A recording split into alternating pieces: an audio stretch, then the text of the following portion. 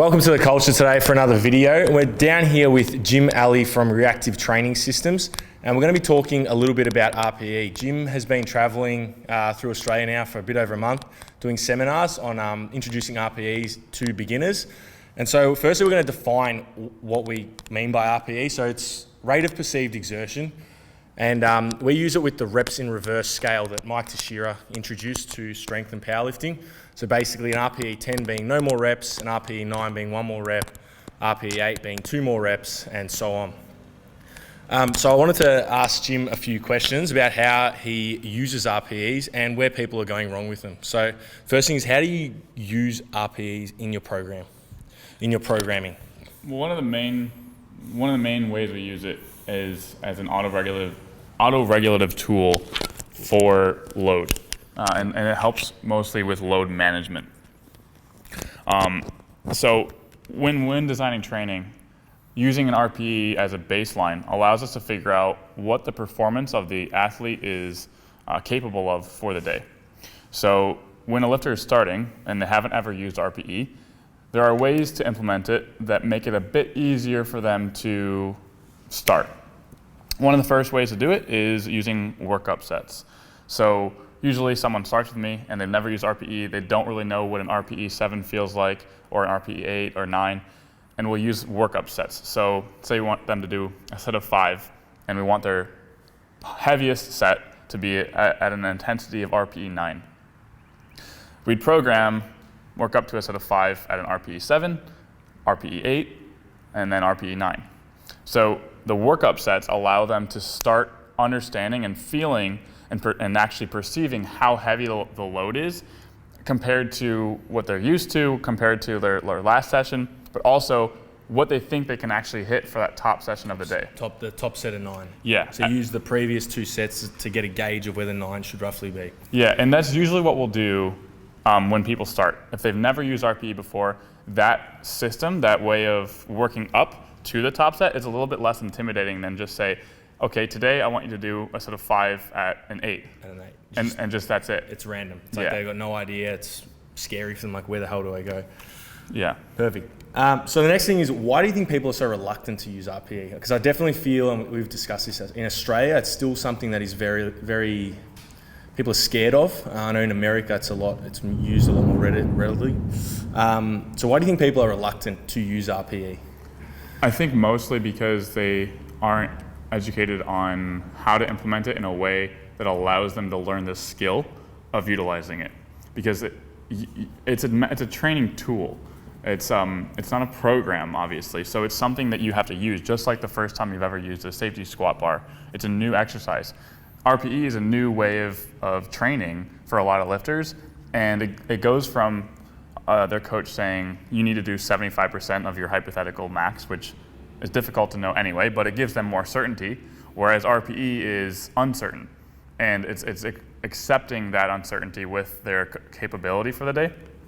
So I think a lot of people aren't ready to take the responsibility to make the decisions for themselves, and working on becoming self-aware enough to decide, actually I have 10 more kilos in the tank today than I was expected, and then actually doing it. And take advantage of that. Yeah. Instead of going at 200 for a top set, they're like, hang on, I'm feeling really good today. I've had a good night's sleep. I've eaten really well. I feel really recovered. I can go 210 today and really capitalize on that opportunity to hit a PB or exactly go a little bit harder. And in the contrary, people want to work their hardest, right? And if you say that you're going to hit an RPE 9, but you feel bad, you didn't get any sleep, you didn't get enough food, maybe your cat threw up all over the apartment, you had to clean it up.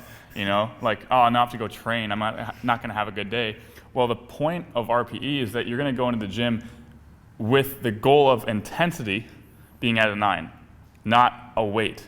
So as long as you still put an RPE 9 worth of intensity into the bar, you're successful. And you're still getting the stimulus to then adapt and get stronger in your program. Right. So the load isn't necessarily the driver, but the intensity usually is. And intensity is a relative metric. So RPE is a relative intensity metric, meaning that you can adjust the absolute load, the absolute intensity, and still allow for that adaptation, as you just said. And that's what is kind of scary, but also what's really fun, is that you have so much more control But with control comes more responsibility too. So I think that's kind of the...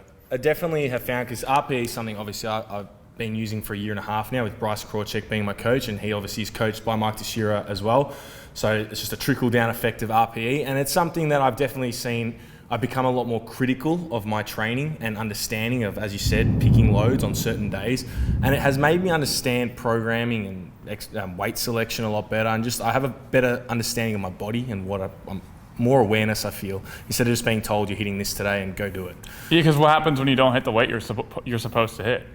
Like, usually people feel quite bad. And down. But in down, it's like, well, my coach thought I could hit it and I didn't. So it's a lot easier to make that a negative experience for you. And surely, you can have goals when you have RPE in your training. You can want to hit 300 kilos for a single out and 8 and not hit it, of course. But if you're able to dial in that awareness, you can at least understand why you didn't hit the 300. It's not like you're a bad person. It's what variables were impacting me on that day, and maybe why did I miss, or why was that an RPE 9 instead of an 8? So I think it allows you to shift focus on the absolute load is giving you that validation, and more, did I try as hard as I was supposed to for today to get the results I wanted? Yeah, exactly. Fair enough. And where do you think people go wrong with RPE, and what are some strategies do you reckon that people can implement to help them get better at intensity selection and picking the correct RPE on each given day? I think where people usually go wrong is putting too much pressure on themselves to being perfect with it when they start. Because at the end of the day, you won't ever be certain that, for example, you do a triple out in 8. You're never going to be certain that you can do 2 reps, but in your mind you believe it. Yeah. So whether you're right or you're wrong, as long as you believe it, that's okay, right? So if you hit an 8.5 and it was supposed to be an 8, that's also all right, because the intensity is supposed to drive the adaptation. The adaptation over time. So if you add an extra 3% or 5% on the day on accident, that's okay too. So I think especially when you're starting, it's okay to have some variance in how precise you are with the rating. RPE. That's definitely something we've used here at Strength Culture, and I know even Bryce has told me to use, is half an RPE either side. So if you prescribed an 8, if you get to a 7.5 or an 8.5, well, that's close enough. We're getting what we want out of the session. As you said, it is, at the end of the day, I think people do struggle with this, is RPE is still, as we're trying to make it as objective as possible, but it's still, there's an element of it's subjective, because it's in your mind. How many more reps do you think you had? And you guys have a thing here where you say gun to the head RPE, right? Gun to the head. Yeah, and so that's that. I think we talked about it at dinner the other night, about how your arousal level, your preparedness mentally, the things that you think about a certain lift will inevitably impact how hard, so what RPE the lift is. You can pull a deadlift 130 kilos, let's say your max is 300. You could hypothetically make a 130 kilo deadlift feel like a 7, and it shouldn't even be on the scale, because you didn't warm up, or your technique was off, or you weren't even thinking about it. It can feel hard. Oh, definitely. Right? Hopefully that doesn't happen. But if you don't have the right headspace, then that can impact the RPE too. So while it's objective, the objective metric is also relying on your ability to dial in the variables that are impacting your arousal level and impacting your performance mentally. So are you focused? Are you visualizing the movement? Are you making sure that you're doing everything in your technique that allows you to perform your best? And to hit the RPE at the best possible weight and not leave 10, 15, 20 kilos. Exactly. And that's the thing that I think people really have issues with is, okay, if it's based on feel and it feels hard, then I'm done. But it's not just hard, it's specifically how hard, right? It's, do you have 2 reps or 1 rep or 1.5 reps left in the tank? And that can be really difficult to dial in, which is why when we go back to the other question about what people mess up on, it's okay to be a little bit off, because I've been using it for myself for 5.5 years, and still there's days where I'm not certain about the RP that I rate it. And the other thing is, it's not just based on bar speed. Bar speed is one of the ways you can use to kind of gauge, but there are other cues and there are other signals that our body is giving us that might tell us, hey, we actually need to back off. The bar speed might have been good, but what if you're recovering from an injury and your adductor is kind of bothering you? the bar speed, and everyone else on Instagram would say, oh, that was a sub 6 or that was an RPE 7 or whatever. But you're like, no, this is my RPE 8. Bar speed was fine, but the intensity that I'm capable of while maintaining the standard of my lifting is here, and I'm done for the day. And that's definitely something that I've found with RPE 2, and even some people in here might comment like, oh, that looked easier than that. That was easier than an 8. But unless you have context and a real sound understanding with being a coach with your athlete and the athlete vice versa with their coach, you can't really grasp what someone's RPE is, because you don't know. Like, we've got our other coach who works here, Didier, his RPE 6 and RPE 10 move almost the same speed.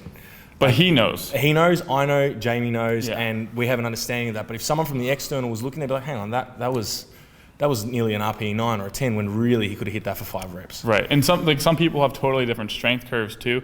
And one thing that's really important, we talked about how beginners and stuff can get into utilizing it better. Use as many objective metrics as you can. So use bar speed, use video, looking at the video, what it looked like, and then compare that to how it felt. But not just how the lift itself felt in general. How did the lift feel in the most difficult part of each movement that you're using RPE with? So where's the slowest part of that lift? Because that's the point where you're gonna fail. That's the point where the RPE matters. A lot of people, when they think about, let's say a squat, oh, well, I'm gonna do a sort of 5 on squats at a 9. If their last rep lockout was fast, then sometimes it's hard for them to realize that they would still fail out of the hole. So they might have hit the hole, stopped for like a half of a second, and then flown through. But could they have added 10 pounds in the hole? Maybe, maybe not. But they have to think about that moment, that it was the most difficult when rating the RPE and doing it immediately after. I think we talked about that too at dinner. I think that's definitely something with people in RPEs is not letting 10 minutes go by. Do it straight away. Yeah. I find not even looking at the video after, if you have recorded your sets, because you, again, are impacted. We talk about the biopsychosocial model here. You're being influenced by the video or influenced by someone else saying, hang on, that was a 7 when you thought it was an 8. Usually, I think if you step away from the bar, that next 10 seconds, really good. Whatever you think it is usually pretty spot on before you're being influenced by your peers or a friend or the video. Yeah, and like I've had plenty of situations myself, I'm sure you have, where you're with your buddies, everyone's hyping you up, and you're like, I think that was an 8. That was my goal for the day. You were single out an 8, I think that was an 8. Everyone's like, what? No, that wasn't. Like, look at it on video. And you're like, I think it was an 8 though. And they're like, no, add some weight. And then you do, and it's a 9 now. And they're like, well, you still had more. And you're like, yeah, well, I was supposed to have more at the 8, and I'm still gonna have more at a 9. Yeah. But my goal wasn't a 9, it was an 8. It was an 8. So I think everyone in the gym doesn't even understand your context and what your goal is. So like you said, after that 10 seconds, just trust yourself over everything. But if you're still having trouble after that, use a video. And if you've never failed a lift too, that can make it difficult to know what you're capable of. So a lot of beginners, they've never really failed a movement, so they don't know what it feels like to grind. So their maximum capacity is based on a sub-level performance. Does that make sense? Yeah. So I think it's also important to push a lifter as close as possible to failure, so they actually know what happens when they fail and what that feels like, so they actually have a reference. Build context. We use AMRAPs. So if someone says a triple was an RPE 8, on the next set we'll get them to AMRAP and see how many more reps they had. And if they have 4 more reps in the tank, we're like, well, that wasn't an 8.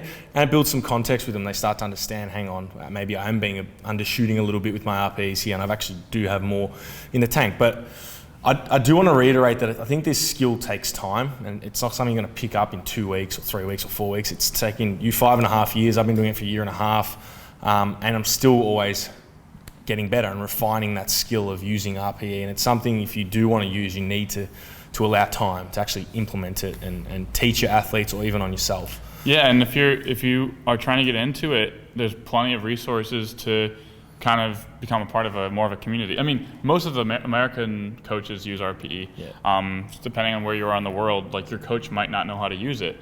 And so that, obviously, if your coach isn't using it, it's going to be hard for you to want to. Yeah, they're not going to, exactly. But I think we'll wrap it up there. But I did want to make this video just to, as Jim said, that a lot of people in America are using RPE as a tool for their programming. And still in Australia, I haven't come across many people that are. I know Liz Craven uses it and she's very passionate about it. But want to bring some awareness to RPE in Australia. So if you are interested in learning about RPE or getting programmed via RPE, send us a message here at Melbourne Strength Culture. We're more than happy to help out, even if you've got questions. And if you want to follow Jim, where can people find you? Yeah, follow me on Instagram at Jim_RTS, or the Reactive Training Systems Instagram. It's just Reactive Training Systems. We do weekly Q&As to kind of answer questions similar to this. But yeah, I'm just happy to be here and help you guys spread the word, because I know we had a really good conversation about it, and like, it's really nice when you can have these kind of conversations about something that might seem like not that impactful, but at the end of the day, bring more awareness to how you're training and what allows you to get better. Yeah, and definitely something that I have seen work with myself and many of our clients using fully RPE-based programs, and they've gotten stronger every comp to comp. So it's definitely something that works, and we just want to create more awareness. And yeah, so I think we'll wrap it up there, man. And Jim's heading back to the States in a couple of days, and as always, happy lifting. Let's finish with the flex. That's it, man. I think it was all right. Hey.